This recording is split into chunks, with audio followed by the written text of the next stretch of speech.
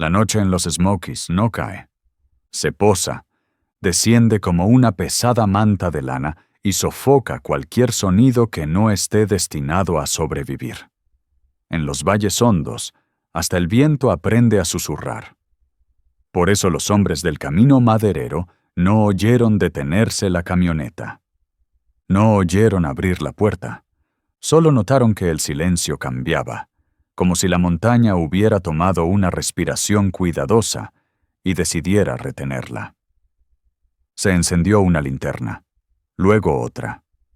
2 conos duros de luz blanca cortaron una niebla espesa como humo de cigarrillo. Los haces se movieron sobre grava mojada, sobre un parche de helecho aplastado, sobre una línea arrastrada en el barro que parecía demasiado recta para ser de un animal. Entonces la luz se posó sobre algo pequeño. Un segmento de bobina de cobre, doblado y roto limpiamente, que aún olía vagamente a mosto agrio y a madera quemada. Oro de contrabandista.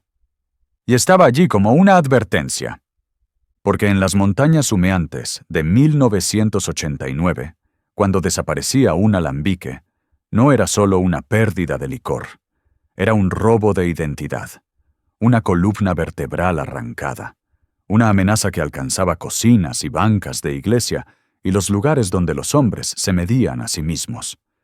Y cuando el clan Caldwell encontró ese cobre roto, cuando comprendieron que su alambique se había ido, que el rastro estaba fresco y que sus enemigos ya habían empezado a correr, hicieron algo que nadie fuera de los cordones montañosos entendería.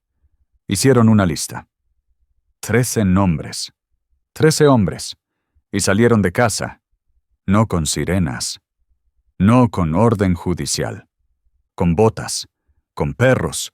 Con viejos rencores y nuevo miedo. Con la clase de paciencia que se cría cuando la montaña es tu calendario y tu juez.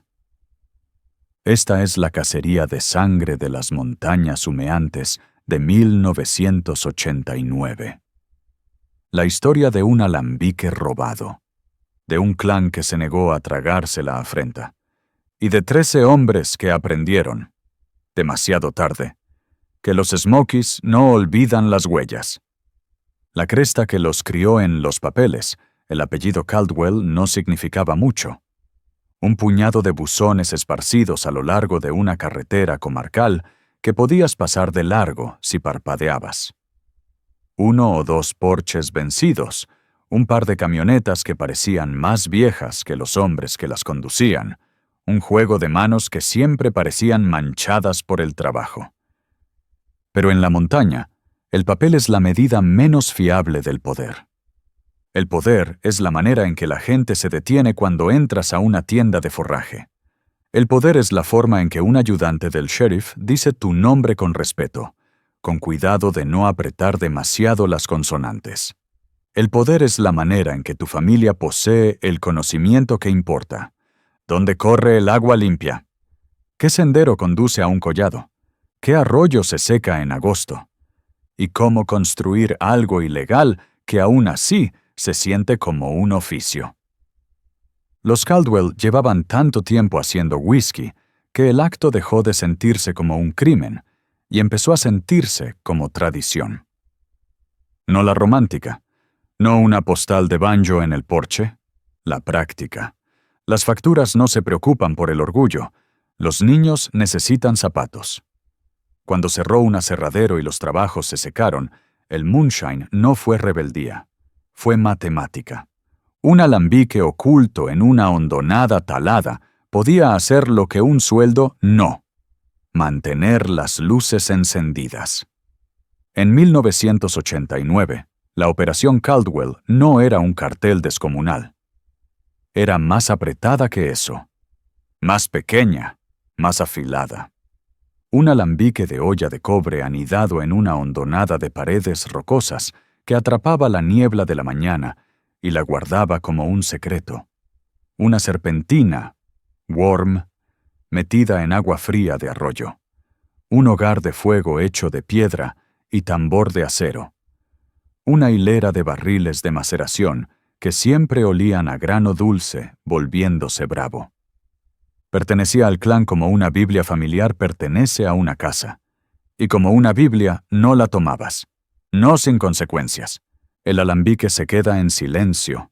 La primera señal de que algo iba mal no fue un alambique desaparecido. Fue el silencio. Un primo Caldwell llamado Wade, enjuto, de ojos rápidos, el tipo de hombre que siempre parecía escuchar algo que otros no podían oír, bajó por la senda de venados poco después del amanecer. Había ido a revisar el hogar, a asegurarse de que la destilación de anoche no hubiera ardido demasiado, a cerciorarse de que el arroyo no hubiera crecido y ahogado la serpentina. Esperaba un olor, humo, maceración, cobre mojado. En cambio no olió nada, ni levadura, ni agrio, ni ceniza, solo hojas frías y roca y la leve agudeza del pino. Wade se detuvo antes de llegar a la hondonada. Se agachó, la palma suspendida sobre el suelo como si pudiera sentir la verdad subir por la tierra. Había un claro en los helechos donde alguien había rozado al pasar. Demasiado ancho para ser de un ciervo. Demasiado deliberado. Sus ojos siguieron el barro donde el arroyo se desbordaba un poco en el sendero. Huellas de botas. Múltiples. Suelas mezcladas. Y algo que le apretó el estómago en un nudo. Las huellas no se internaban más. Salían. ¡Rápido! Wade avanzó con el cuidado de un hombre que cruza una habitación donde sabe que ya hubo una pelea. La hondonada estaba despojada, no desmantelada con orden. Despojada. Piedras apartadas. Un círculo chamuscado donde había estado el hogar, frío y húmedo como una boca obligada a cerrarse. Astillas de madera. Un cabo de soga cortado limpio. Barriles de maceración vacíos tumbados de lado como cuerpos, con el interior oliendo crudo.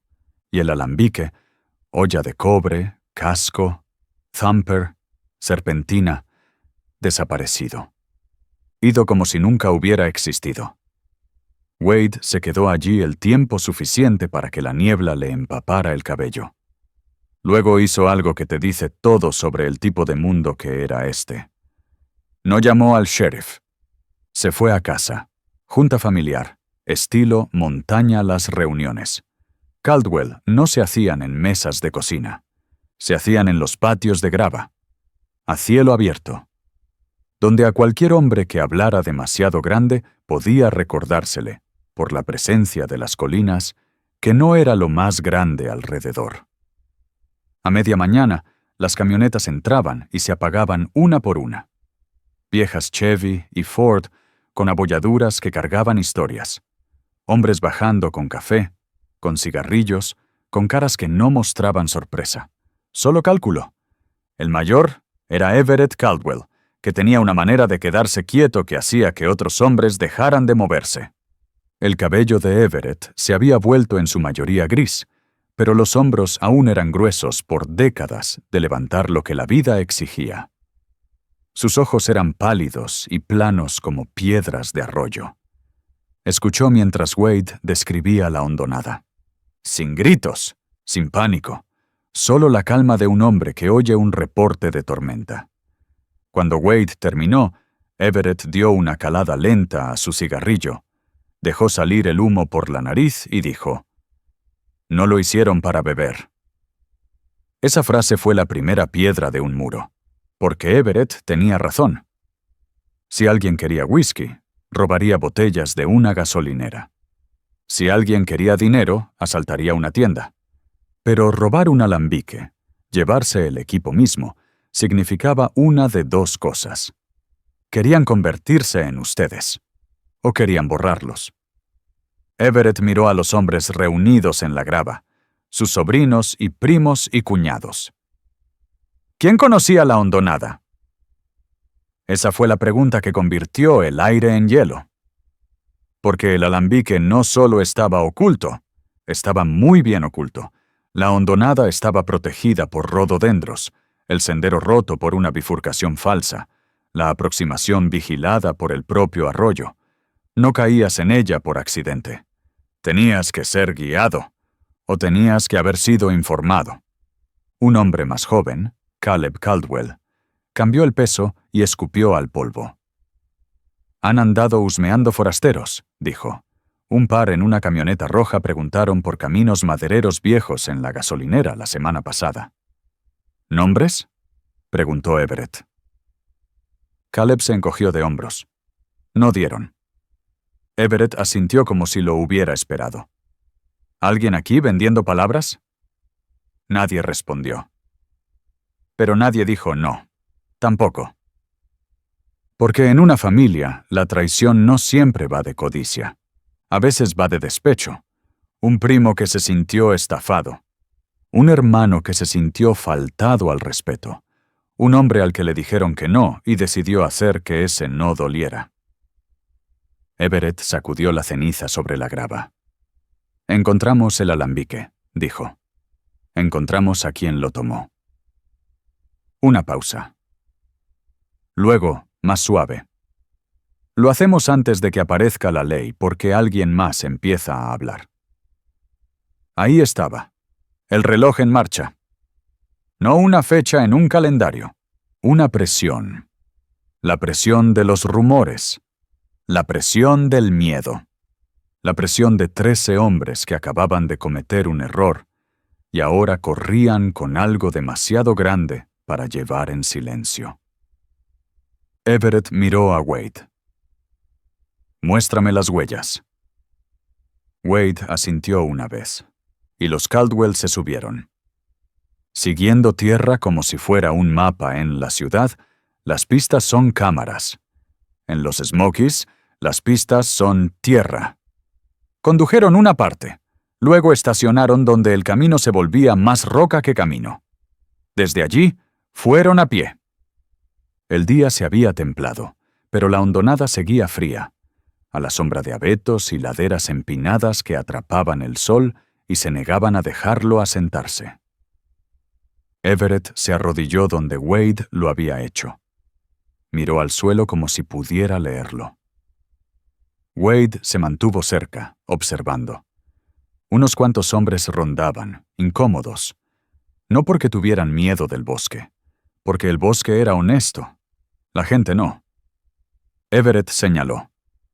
«Dos botas distintas», dijo. «Una tiene esas suelas baratas de trabajo, la otra es bota de casa, y... ¿ven eso?». Trazó el borde de una huella donde el talón se había hundido hondo. «Ese tipo carga peso en el lado derecho», murmuró Everett. «O está lastimado, o va cargado pesado». Caleb frunció el ceño. «¿Cómo lo sabes?». Everett no levantó la vista. «Porque la tierra no miente». Se puso de pie, despacio, y caminó hacia la orilla del arroyo. Allí, medio enterrado en limo, había un trozo de arpillera. Saco de maceración, del tipo que se usa para grano. Rasgado. Y enganchado como si la propia montaña hubiera extendido la mano y arrancado un pedazo del ladrón. Everett lo sostuvo entre dos dedos y olió. A agrio, a maíz, un tenue toque metálico. «Reciente», dijo. La garganta de Wade se apretó. «¿Qué tan reciente?». Los ojos de Everett subieron por la pendiente como si pudiera ver el tiempo en los árboles. «Dentro de una noche», dijo. «Tal vez 2». Un murmullo recorrió a los hombres. Porque dentro de una noche significaba cerca. Significaba que quien hizo esto no había llegado lejos. Significaba que esto no era una historia todavía. Seguía siendo algo vivo. Everett devolvió la arpillera a Wade. «Se dirigen hacia el camino maderero viejo», dijo. Usaron un vehículo. Pesado. «¿Camión?», preguntó Caleb. Everett se encogió. «O carreta de mulas, pero la mayoría ya no tiene paciencia para mulas». Miró a los otros. «Traigan a los perros». Esa frase lo cambió todo. porque perros significaba escalada. Perros significaba que no solo estabas buscando, estabas rastreando. Y una vez que un perro toma olor, el orgullo no te deja parar. Los perros que conocían la diferencia, los Caldwell, no tenían sabuesos por deporte. Los tenían como algunos tienen detectores de humo. Una herramienta práctica para una vida práctica.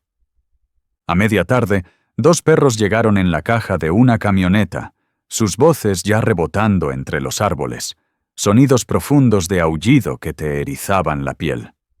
Uno era mayor, un sabueso rojo con ojos caídos y cicatrices en el hocico.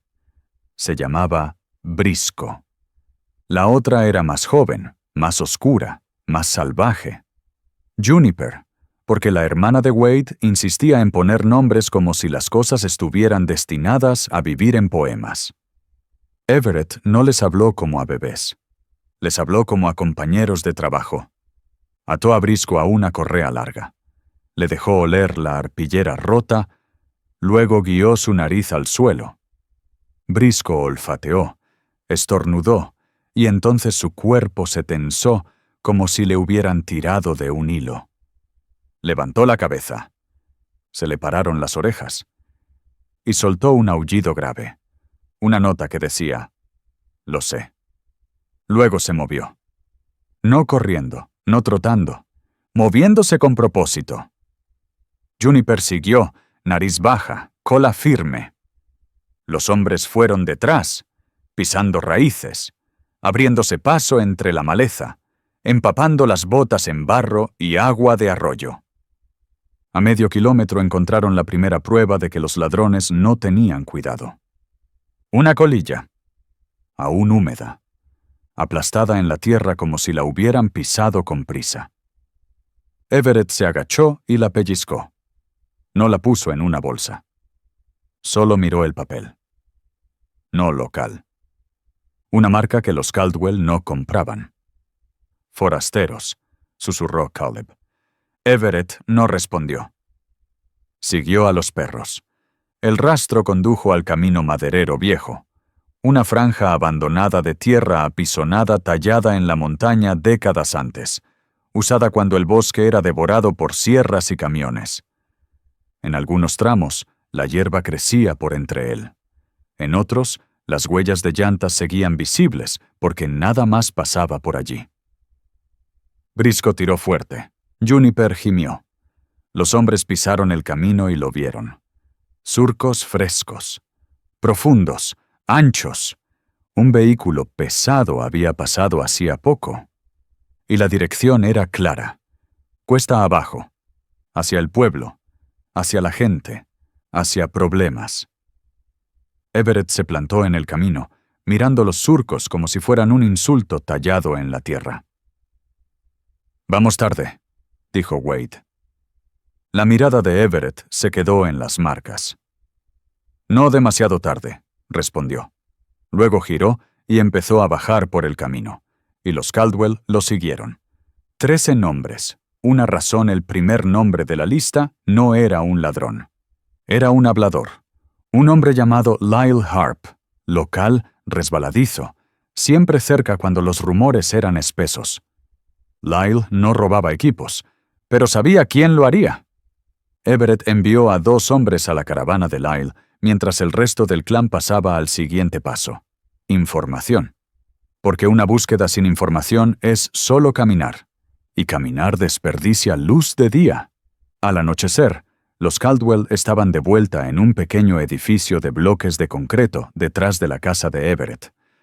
No era un lugar formal. Solo un espacio con un banco de trabajo, una radio y un mapa de pared que aún tenía clavitos viejos de temporadas de caza. Everett se paró en el banco y desplegó lo que tenían.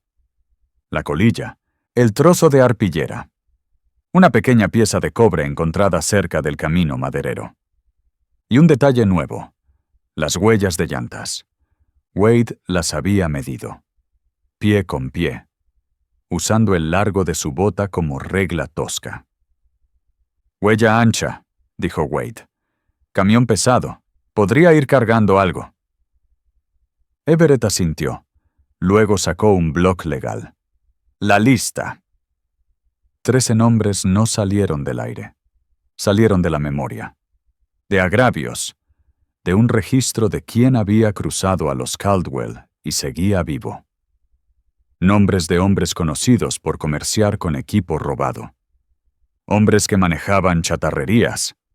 Hombres que bebían demasiado y hablaban muy alto. Hombres que aparecían en temporada turística y desaparecían antes del invierno. Algunos eran locales, otros número, pero todos tenían algo en común. Si necesitabas vender, cambiar u ocultar un alambique robado, uno de estos hombres sabría cómo. Everett escribió despacio, el lápiz rascando como una sierra. Wade vio crecer la lista y sintió un frío extenderse por él. Porque nombrar es una forma de compromiso. Una vez que escribes un nombre, no puedes fingir que no lo hiciste. ¿Seguro que 13? Preguntó Caleb, inquieto. Los ojos de Everett no se alzaron.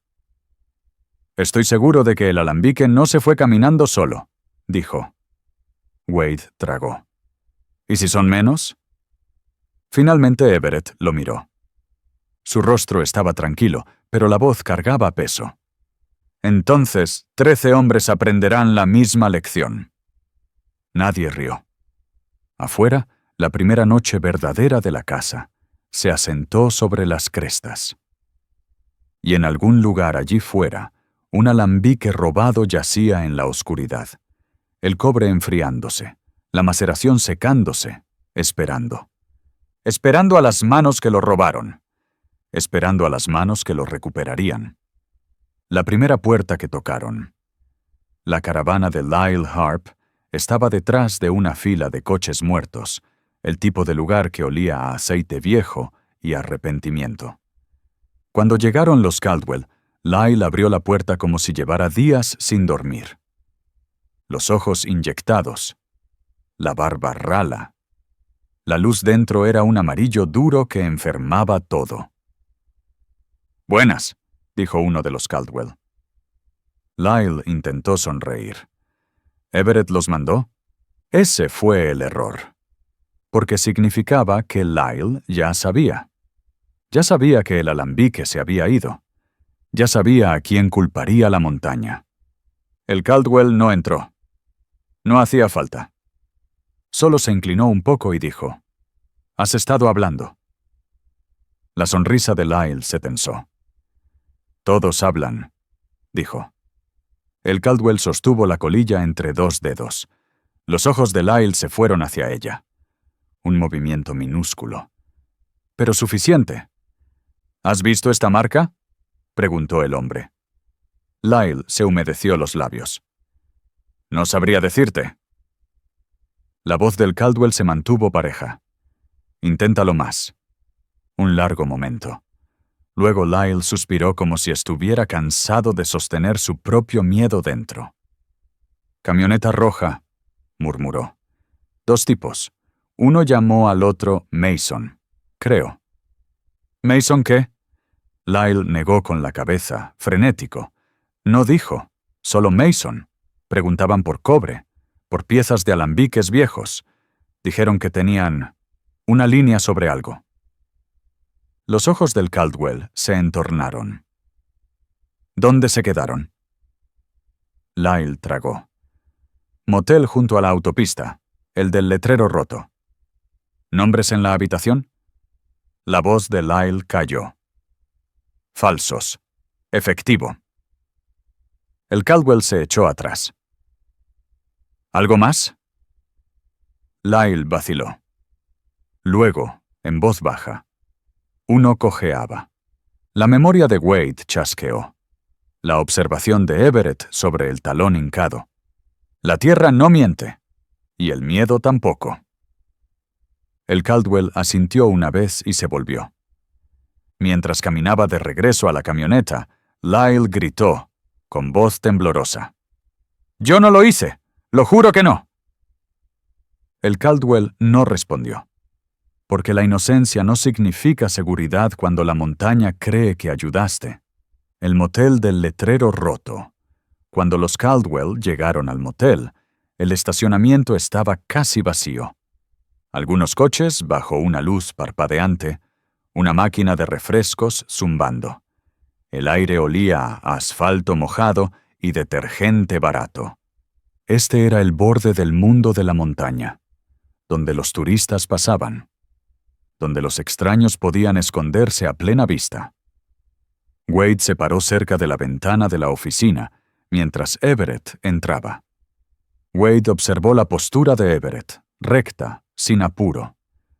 Un hombre que entra a un lugar que no le pertenece, como si siempre le hubiera pertenecido. Dentro, la encargada, una mujer de ojos cansados, alzó la vista. Everett se apoyó en el mostrador y dijo algo que Wade no oyó. Los ojos de la mujer se agrandaron. Miró a Wade a través del cristal. Luego volvió a Everett. Negó con la cabeza. Everett no se movió, solo esperó. El silencio puede ser presión. Por fin, la mujer sacó un libro de registro. Everett lo miró. Luego, tras otro momento, deslizó algo por el mostrador. Dinero. A Wade se le apretó el estómago. No por el dinero, porque significaba que Everett había decidido que la ley no era el idioma de esta caza. El pago lo era. La mujer tomó el efectivo como quien ya lo había tomado antes, por razones peores. Everett salió. Asintió hacia el extremo del motel. Habitación 12. Una cortina se estremeció. Wade lo vio. Solo un aleteo, pero suficiente. Everett no se apresuró. Caminó. Caleb y otros 2 hombres se abrieron, casuales, como si estiraran las piernas. Wade se quedó pegado a Everett. El aire se sentía delgado. Al acercarse a la 12, Wade oyó algo dentro. Una voz amortiguada, un susurro urgente. Luego el clic nítido de un pestillo metálico. Everett se detuvo frente a la puerta. No golpeó. Puso la palma plana sobre la madera, como si pudiera sentir el calor de la mentira del otro lado. Luego habló, bajo y calmado. Muchachos, tienen algo que no es suyo.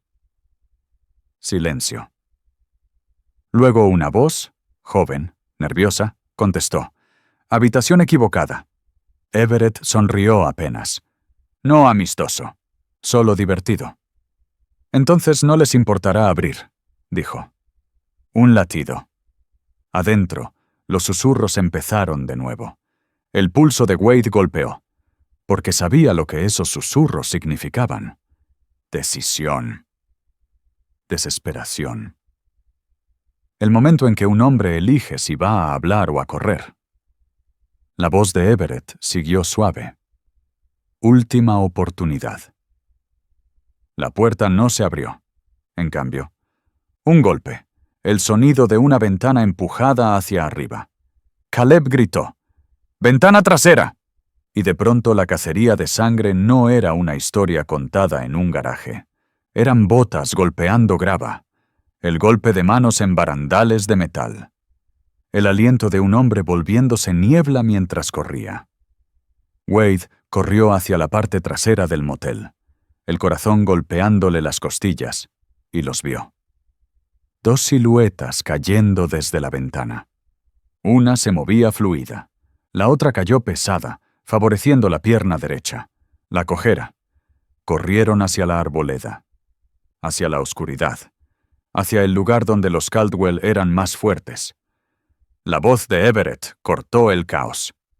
No disparen, no hagan estupideces. Luego, más bajo, casi para sí, que la montaña haga el trabajo. Entre los árboles, los hombres desaparecieron en el bosque como si los hubiera tragado. Por un segundo, todo quedó quieto. Luego Briscoe aulló desde la camioneta, como si pudiera oler la adrenalina. A Wade le ardían los pulmones. Miró a Everett. La cara de Everett no cambió. Solo asintió una vez. «Traigan a los perros», dijo. Y mientras la noche espesaba alrededor del motel, mientras el letrero roto parpadeaba como una luz de aviso, los Caldwell se bajaron del borde del pueblo y volvieron al mundo que les pertenecía. La casa había encontrado a sus primeros objetivos vivos, y la lista de 13 nombres de repente se sentía menos como una amenaza y más como una promesa. Noche 1. Cuando el bosque se cierra, los primeros 100 metros fueron caos. La grava dio paso a hojarasca. Las linternas cabeceaban como luciérnagas. Las ramas crujían bajo las botas y resonaban demasiado alto, como si el bosque quisiera anunciar cada error. Wade corrió hasta saborear metal. ¡Adelante! Las dos sombras eran apenas formas entre árboles, moviéndose rápido, serpenteando, tratando de volverse parte de la oscuridad. Pero ya habían escogido la dirección equivocada. Corrían hacia un mundo que los Caldwell conocían como un hombre conoce sus propias manos. Everett no esprintó. Se movió a paso recio y constante, guardando aire, con los ojos bajos escaneando los helechos rotos y la tierra pateada. Caleb pasó junto a Wade y apuntó el haz al suelo. «Ahí», siseó. Un parche escarbado. Fresco. Luego otro. La nariz de Juniper bajó y todo su cuerpo se puso tenso. Brisco lanzó un aullido largo que rodó por el monte como una campana de aviso. Los ladrones lo oyeron. Wade vio a una sombra vacilar, un tropezón de medio segundo. El pánico no siempre te hace más rápido. A veces te hace ruidoso. A veces te hace torpe. El rastro se inclinó cuesta abajo hacia una vaguada que cortaba el bosque como una vena. Había agua allí, fina y rápida, sobre roca cubierta de musgo. Si no conocías las piedras, la cruzabas despacio. Si las conocías, la cruzabas como si lo hubieras hecho a oscuras 100 veces. Los ladrones no sabían. El primero golpeó la orilla demasiado fuerte, las botas patinando. Se sostuvo de un arbolito, lo partió y siguió. El segundo, Mason, el de la cojera, llegó pesado. La pierna derecha lo traicionó en la roca resbaladiza. Cayó. No una caída limpia, un resbalón feo que terminó con el hombro contra una roca, un jadeo, una maldición. Luego silencio de nuevo cuando trató de tragar el dolor y volverlo velocidad. Wade alcanzó la vaguada justo cuando Mason se incorporaba, dejando una mancha en la piedra. No mucha, pero suficiente. Una línea fina de sangre en el haz de una linterna se ve negra. Y entonces Wade entendió lo que Everett quiso decir. La montaña hace el trabajo. Si corres duro en la oscuridad, el bosque cobrará su precio. La nariz de Juniper encontró la mancha. Gimió una vez, alta y aguda, y tiró hacia adelante. ¡Alto!, llamó Everett, voz baja pero que llevaba. No una súplica, una instrucción. Los ladrones no se detuvieron, y los Caldwell tampoco. Siguieron la vaguada hasta que se ensanchó y formó una poza somera y helada que reflejaba la luna como vidrio quebrado. Al otro lado había una repisa de roca. Callejón sin salida. Pendiente empinada a la izquierda, más empinada a la derecha. Los ladrones llegaron y dudaron. Esa duda fue una confesión. Everett entró al claro, su luz firme en sus caras. Dos hombres, más jóvenes de lo que Wade esperaba. Uno con rostro estrecho y liso y un bigote que forzaba parecer mayor. El otro, Mason, abrazándose el hombro, la mandíbula apretada, los ojos desbocados. Parecían hombres que habían crecido oyendo historias sobre familias de montaña y nunca creyeron que fueran ciertas. Everett no alzó un arma. No hacía falta. Solo dijo: «Pueden poner las manos donde las vea, o pueden empeorar esta noche». El del bigote miró a Mason. La respiración de Mason era irregular. La pierna derecha le temblaba. Lo sabía. Sabía que ya no corría. Así que alzó las manos. El otro lo siguió. Wade miró sus palmas, vacías, sin arma, solo sudor, solo miedo. Everett se acercó hasta quedar a pocos pies, lo bastante cerca para oler jabón de motel y humo de cigarrillo. Lo bastante cerca para ver que los ojos de Mason no eran crueles, eran desesperados. La voz de Everett siguió calma. ¿Quién los mandó? El del bigote intentó hablar y falló. Mason tragó. Nosotros no hicimos daño a nadie, dijo. Eso no fue lo que pregunté, replicó Everett. Mason miró a Juniper, que tiraba de la correa como queriendo morder la verdad. Entonces Mason dijo la primera cosa real. No vinimos por diversión, murmuró. Everett esperó. Finalmente, Mason exhaló, largo y tembloroso. Un hombre del pueblo, dijo. Dijo que pagaría. Dijo que los Caldwell estaban sentados sobre dinero y no notarían un equipo. La risa de Caleb fue afilada. «Equipo», repitió, como si la palabra lo ofendiera. Los ojos de Everett no se apartaron de Mason. Nombre. Los hombros de Mason cayeron. Parecía un hombre que se daba cuenta de que había cambiado un peligro por otro. «Ray», dijo. «Ray Kessler». Wade sintió el nombre caer en el aire como una piedra. Ray Kessler. Chatarrería. Cobre. El tipo de hombre que sonríe mientras te estafa. Everett no reaccionó por fuera, pero Wade vio una leve tensión en las comisuras de su boca. «¿Dónde está el alambique?», preguntó Everett. Mason vaciló. El del bigote soltó. «Lo llevamos a un granero junto al camino de servicio, granero de tabaco. Dijo que lo mantuviéramos allí hasta que consiguiera un camión». Everett asintió una vez. «Llaves», dijo. El del bigote hurgó en el bolsillo y sacó un llavero. Everett lo tomó, sin brusquedad, solo con certeza. Entonces Everett dijo algo que Wade no esperaba. «Ustedes van a caminar», les dijo. Los ojos de Mason se abrieron. «¿Caminar a dónde?». La voz de Everett siguió plana. «De vuelta al motel. Luego vamos a hablar de cómo van a arreglar lo que rompieron».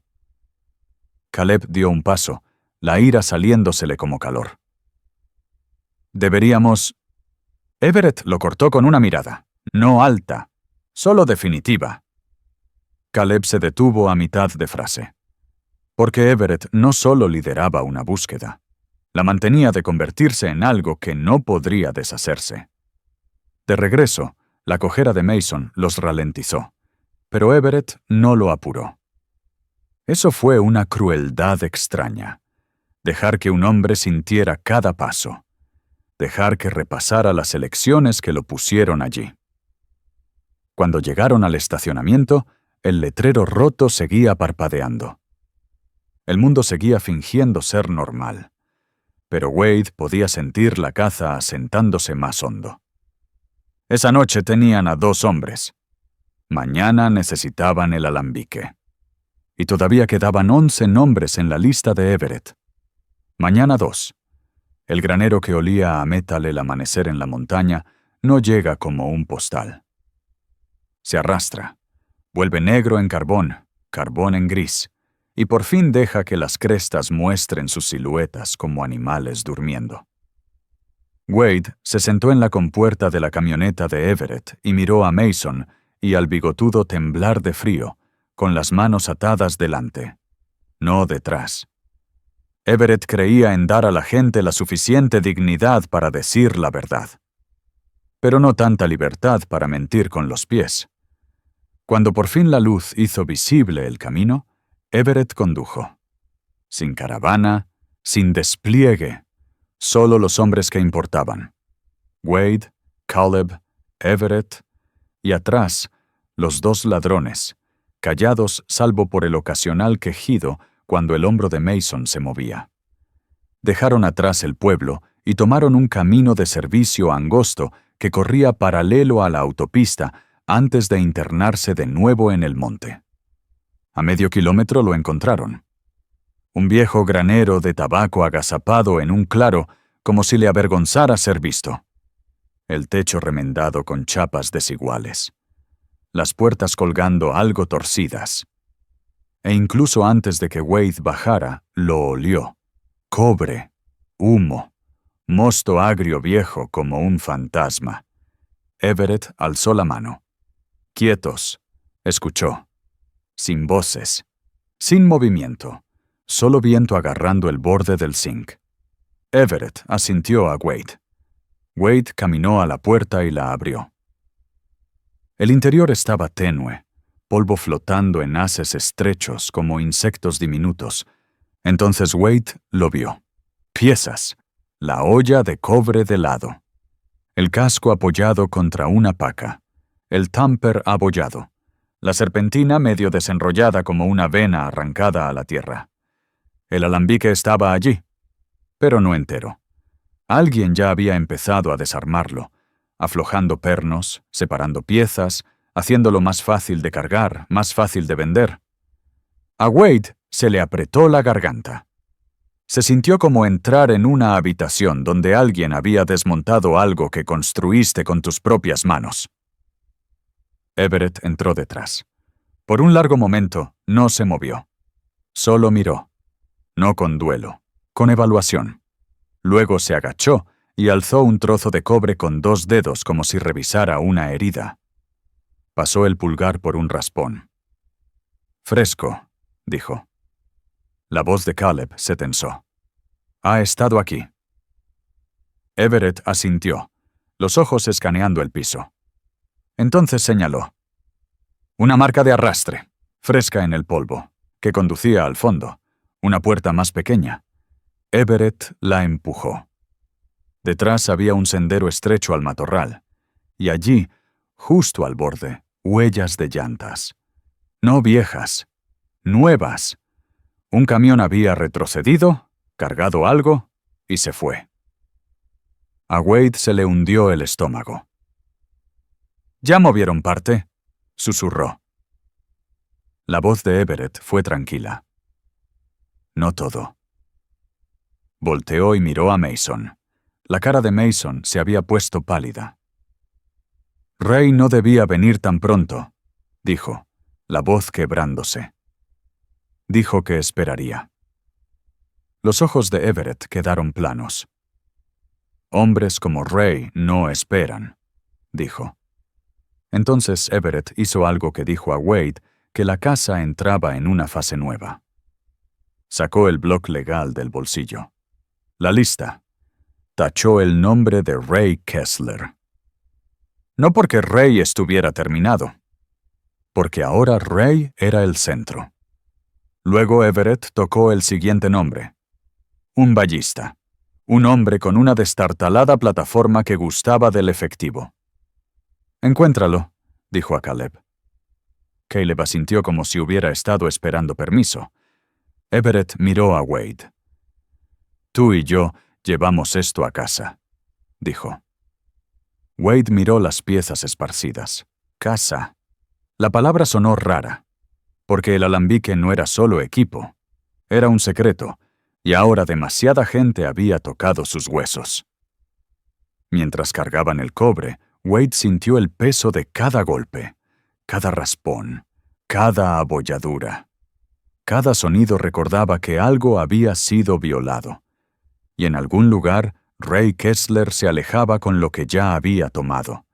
El pueblo donde todos saben, nadie dice para el mediodía, los rumores ya respiraban. Podía sentirlo en la forma en que la cajera de la gasolinera dejó de hablar cuando Wade entró. En la forma en que un hombre fuera de la tienda de forraje miró pasar la camioneta Caldwell, como si contara cuántos adentro. Así crece el problema en lugares pequeños. No por titulares, por miradas. Everett entendió eso. Por eso se movió rápido. No llamó a amigos. No visitó el bar para apoyarse en viejas alianzas. Fue directo a la chatarrería de Ray Kessler. No para atacar, para ver. La chatarrería estaba a las afueras. Montones de metal como colinas dentadas, coches apilados como animales muertos, una caseta de báscula con pintura pelada. Wade se plantó al borde y olió aceite quemado y óxido. Un lugar donde las cosas iban a desaparecer. Ray Kessler salió de la caseta como si los esperara. Era ancho, quemado de sol, con manos siempre limpias de un modo que se sentía mal para un hombre que decía trabajar con chatarra. Sonrió. La sonrisa de quien disfruta tener opciones. Everett, llamó Ray. ¿Cuánto tiempo? Everett no devolvió la sonrisa. Los ojos de Ray se fueron a Wade. ¿Ese es tu primo? Wade no contestó. La sonrisa de Ray se ensanchó apenas, como si el silencio lo divirtiera.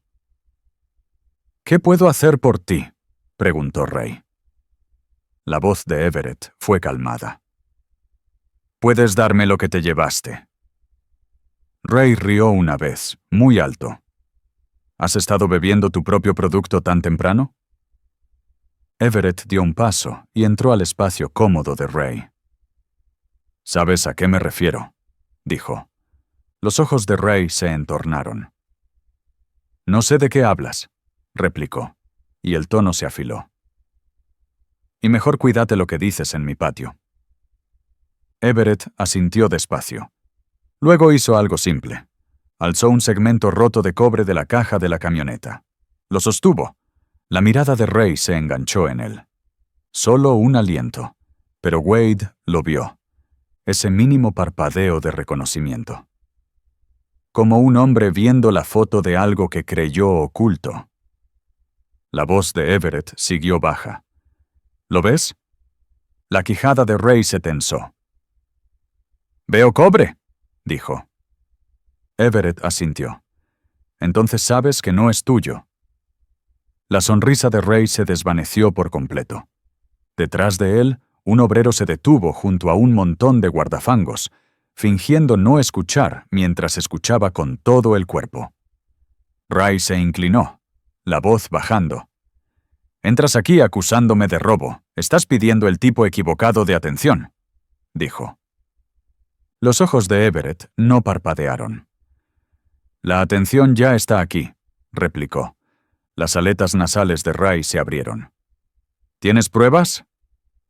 La voz de Everett siguió pareja. «Tengo a 2 hombres en una camioneta que dicen que les pagaste», dijo. La cara de Ray cambió. «No sorpresa, cálculo». «2 hombres», repitió Ray. «¿Y confías en 2 hombres?» Everett se encogió apenas. «Confío en la tierra», dijo. Los labios de Ray se apretaron. Luego Ray volvió a reír, pero sonó delgada. «Lárgate», dijo. «Sal de mi propiedad». Everett sostuvo la mirada un momento más. Luego asintió una vez. No derrotado. Solo decidiendo. Mientras volvían a la camioneta, Wade sintió un zumbido en la piel. Porque ese no era el final. Era Everett confirmando lo que ya sabía. Ray Kessler era el tipo de hombre que robaba con papeles y sonrisas, y ahora Everett debía decidir hasta dónde iría el clan para recuperar algo. Los 11 nombres restantes, los 3 días siguientes, se emborronaron en un ritmo antiguo. Conducir, caminar, escuchar, esperar, hablar suave. Hacer que el otro hablara primero. La lista de 13 de Everett se volvió menos un listado de golpes y más una red. Cada nombre era un nudo. Cada nudo se apretaba si tirabas del hilo correcto. Fueron a un hombre que vendía llantas usadas en su patio trasero. Juró no haber visto una olla de cobre en su vida. Everett no discutió. Solo señaló las marcas de llantas en el barro. La misma huella ancha que Wade midió. La cara del hombre se vació. Admitió que le prestó a Ray una plataforma. Por efectivo. Sin preguntas.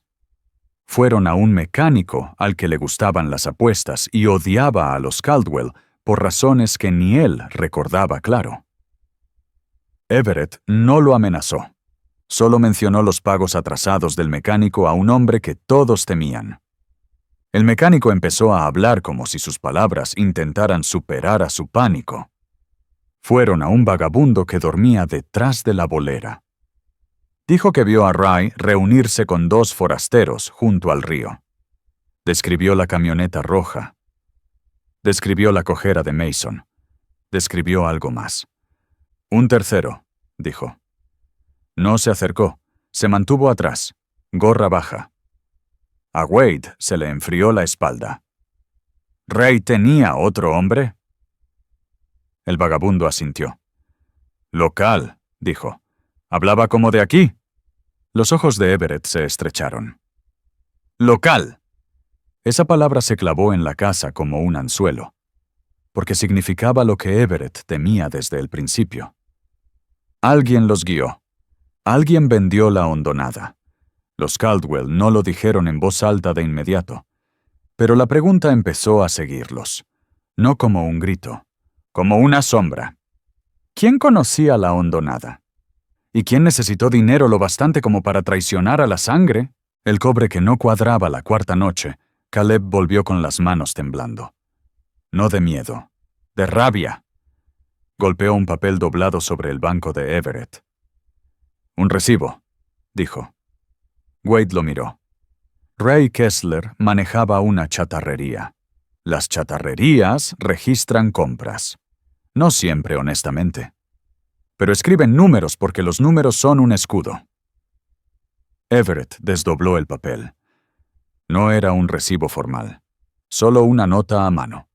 Peso, precio, una firma garabateada como por alguien con prisa. Y una fecha. 2 días antes de que desapareciera el alambique. Everett la miró mucho rato. Luego dijo algo suave. Ray no lo robó para venderlo, murmuró. Wade alzó la vista. Entonces, ¿por qué? Everett tocó el número del peso con el dedo. Ese no es el peso de chatarra, dijo. Ese es el peso de un alambique, susurró Wade. Everett asintió. Ray lo planeó, dijo. Lo planeó antes de que golpearan la hondonada. Wade sintió que la forma de la historia cambiaba.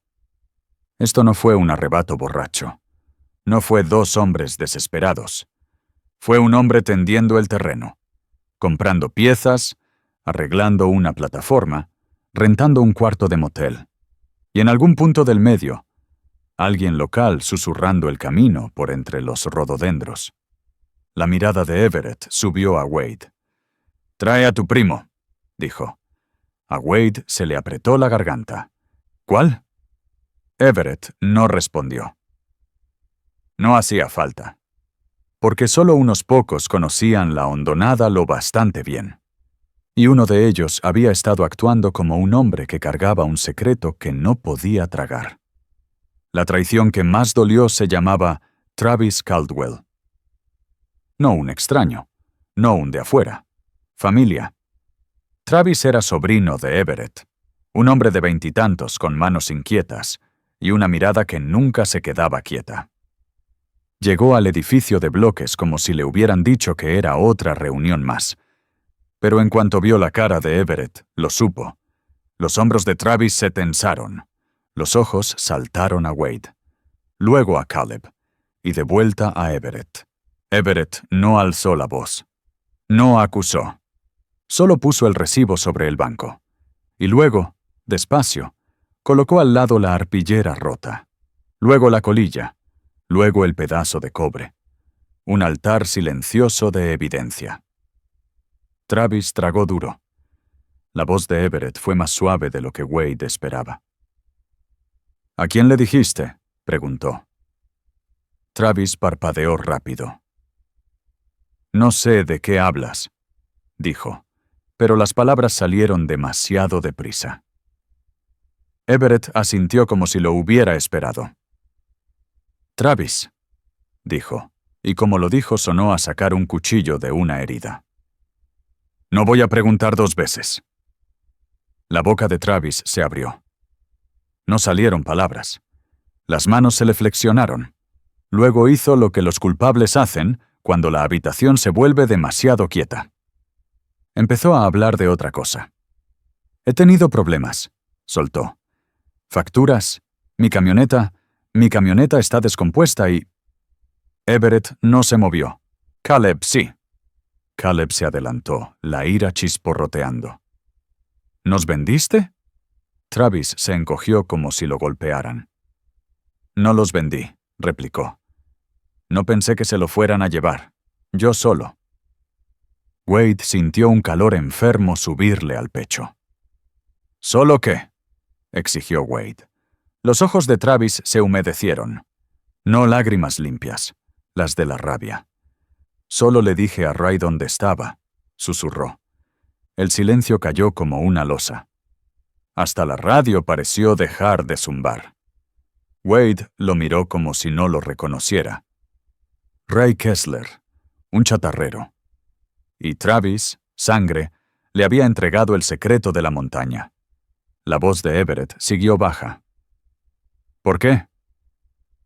Travis negó, frenético. «Dijo que me pagaría», dijo. «Dijo que solo quería prestarlo. Dijo que lo devolvería», dijo. Everett lo cortó. «Ray no presta», dijo. Los hombros de Travis se hundieron. Los puños de Caleb se cerraron. «Everett, déjame».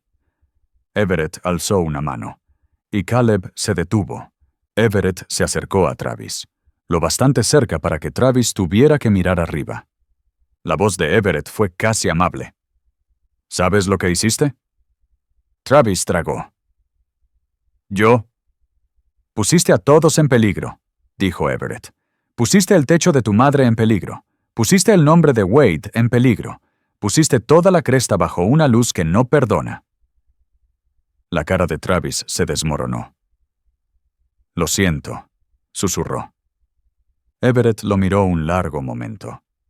Luego extendió la mano. No para golpear, para apretarle el hombro. No fue consuelo, fue sostén. «El «lo siento» no lo arregla», dijo Everett. «Vas a ayudar a arreglarlo». La respiración de Travis se cortó. «¿Cómo?». Los ojos de Everett quedaron planos. «Nos vas a llevar con Ray», dijo. Travis se quedó inmóvil. Porque todos sabían que Ray Kessler no estaba solo. Un hombre así colecciona amigos como colecciona chatarra. Afilados, sucios, útiles. Pero Everett no pedía. Decidía. Y Travis, que había abierto la puerta, iba a ser quien la cerrara. Quinta noche. La chatarrería fuera de horario. No fueron ruidosos. No llegaron con faros como en película. Aparcaron a medio kilómetro y caminaron. El aire cortaba. Los montones de metal se alzaban negros contra el cielo, sus bordes tomando luna como dientes.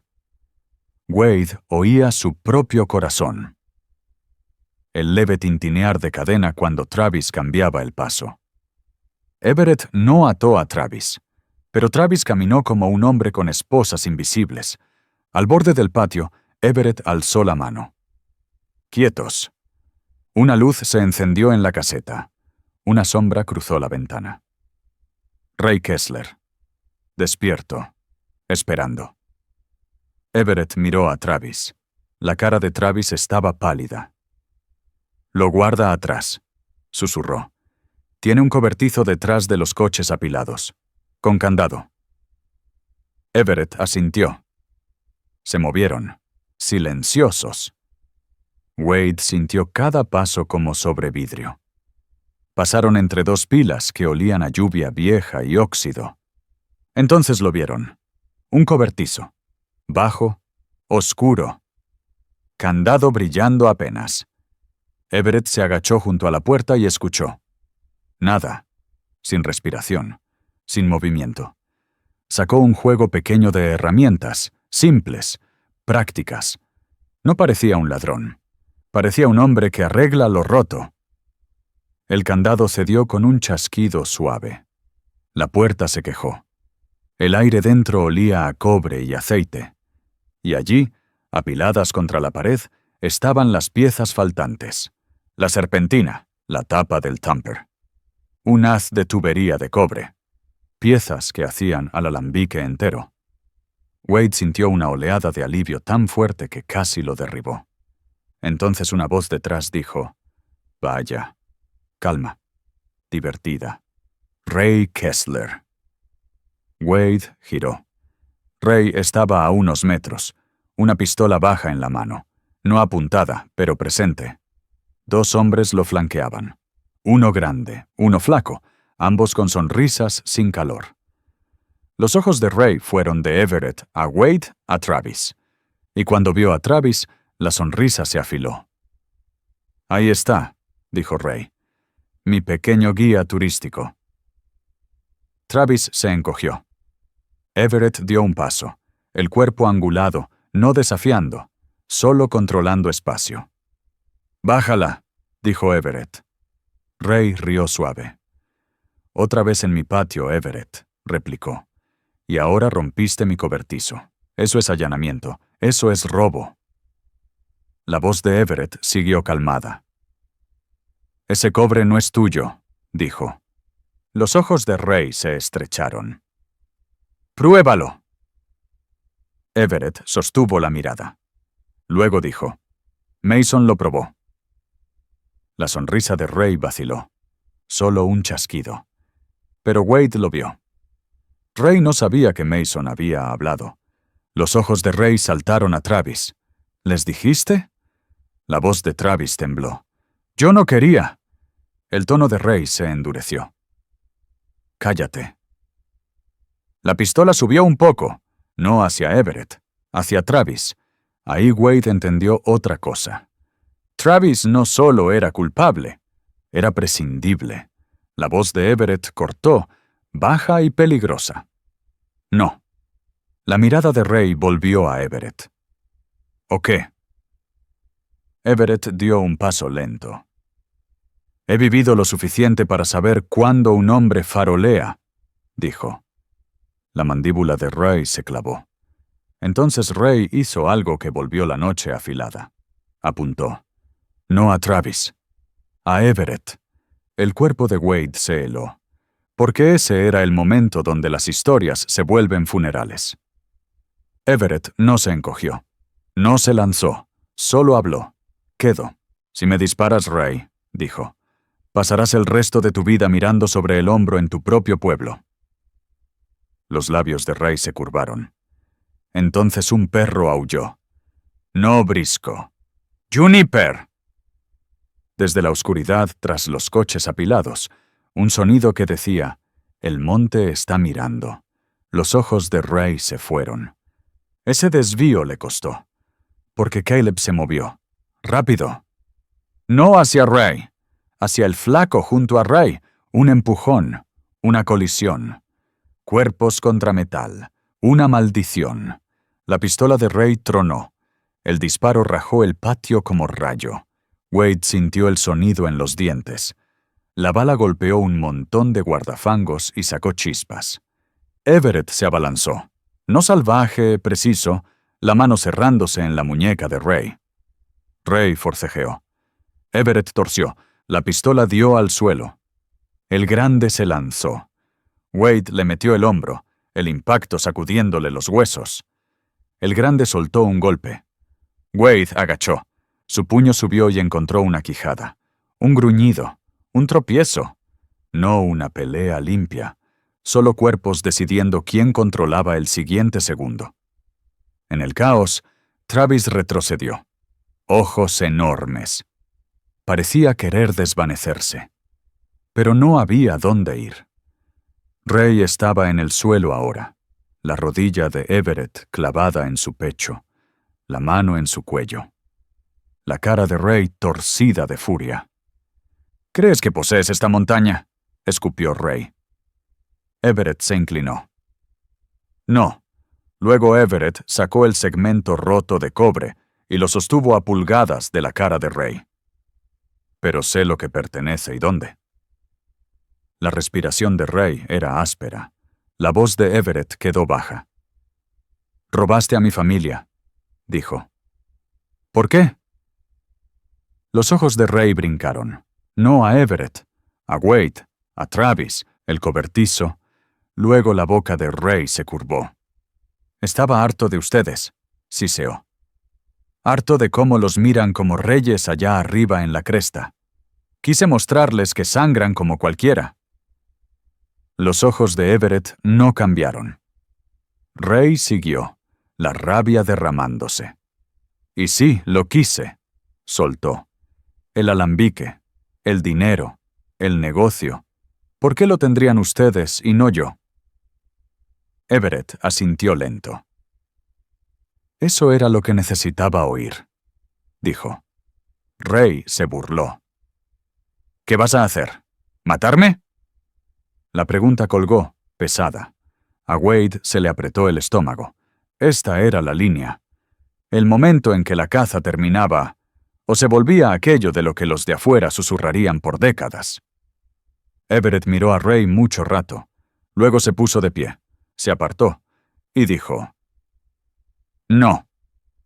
Ray parpadeó, descolocado. La voz de Everett siguió calma. «No vales eso», dijo. La cara de Caleb estaba encendida. Respiración dura. Una línea de sangre en la comisura. «¿Lo vas a dejar ir?», exigió Caleb. Everett miró a Caleb, luego a Wade, luego a Ray. «Voy a dejar que viva con lo que empezó», dijo. Ray rió. Feo. «¿Qué se supone que significa?» Everett señaló la caseta, donde corría la línea telefónica. «Significa que ya no te voy a mantener a salvo de la ley en la que te gusta esconderte», respondió. La expresión de Ray cambió. No miedo a los Caldwell. Miedo a otro tipo de atención.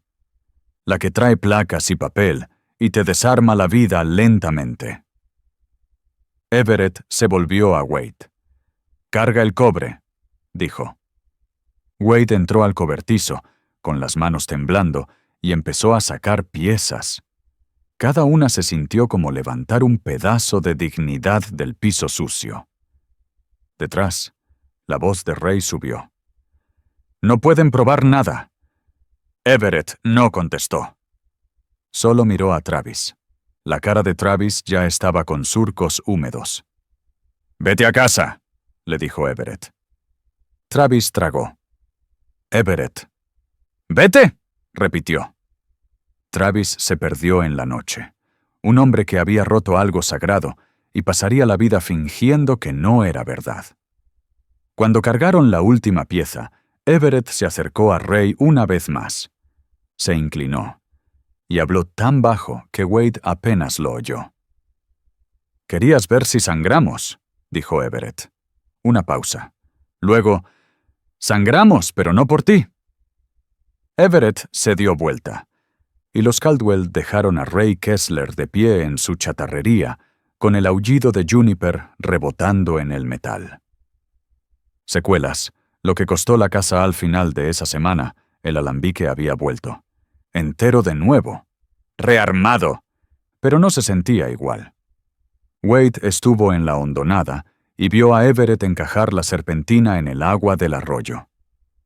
El cobre atrapó la luz y brilló. Una cosa hermosa. Una cosa peligrosa. Las manos de Everett se movían con vieja confianza. Pero Wade podía ver algo diferente en él ahora. Un peso. Número de la carrera. De lo que la carrera reveló. Que la mayor amenaza no siempre era de afuera. A veces era la fractura dentro de tu propia sangre. Caleb quería venganza. No la legal. La personal. Pero Everett lo mantuvo con una correa hecha de responsabilidad. Porque Everett sabía una verdad que a nadie le gusta decir. Una casa puede arreglar un problema y crear uno peor. Para cuando los susurros llegaron a oídos equivocados, para cuando alguien en el pueblo empezó a contar historias de disparos en la chatarrería y hombres corriendo por el bosque del motel, el calor subía. Número de rey. De la atención que atrajo la casa. Everett se paró en su patio una tarde y escuchó la distancia. Un coche pasando demasiado lento. Un perro ladrando en un patrón que no se sentía normal. La montaña guarda secretos. Pero los pueblos los filtran. Wade se acercó a Everett. ¿Crees que vendrán?, preguntó Wade. Everett no respondió enseguida. Luego dijo, «Siempre vienen, eventualmente». A Wade se le apretó la garganta. Entonces, ¿por qué seguir? La mirada de Everett se quedó en la línea de cresta. Porque por mucho tiempo fue lo único que funcionó, dijo. Una pausa. Luego, más bajo. Pero que funcione no es lo mismo que vivir. Wade lo miró.